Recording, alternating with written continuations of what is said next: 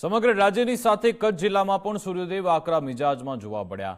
વધતા તાપમાન અને લૂના પ્રકોપને જોતા કચ્છ આરોગ્ય વિભાગ એક્શન મોડમાં અને નાગરિકો માટે ખાસ માર્ગદર્શિકા જાહેર કરાઈ। કચ્છમાં તાપમાનનો પારો સતત ઊંચો જઈ રહ્યો છે, જેના કારણે હીટસ્ટ્રોકના કેસ વધવાની ભીતિ છે। પરિસ્થિતિને પહોંચી વળવા જિલ્લાની તમામ સરકારી હોસ્પિટલ અને પ્રાથમિક આરોગ્ય કેન્દ્રને સ્ટેન્ડ બાય રહેવા આદેશ અપાયા। આરોગ્ય વિભાગે સ્પષ્ટ સૂચના આપી કે હીટવેવના દર્દીઓ માટે જરૂરી દવા અને ઓઆરએસનો પૂરતો જથ્થો ઉપલબ્ધ રખાય। તબીબોએ લોકોને ખાસ અપીલ કરી કે બપોરે 12 થી 4 દરમિયાન કામ વગર બહાર નીકળવાનું ટાળવું, ગરમીથી બચવા લીંબુ પાણી, છાશ અને પ્રવાહીનું સેવન વધારવું। ખાસ કરી નાના બાળકો, ગર્ભવતી મહિલા અને વૃદ્ધોએ વિશેષ કાળજી લેવી અનિવાર્ય।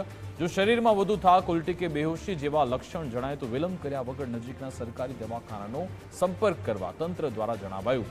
આરોગ્યની ટીમ અત્યારે ગામડાઓ સુધી જઈ લોકોને ગરમી સામે રક્ષણ મેળવવા જાગૃત કરી રહી છે।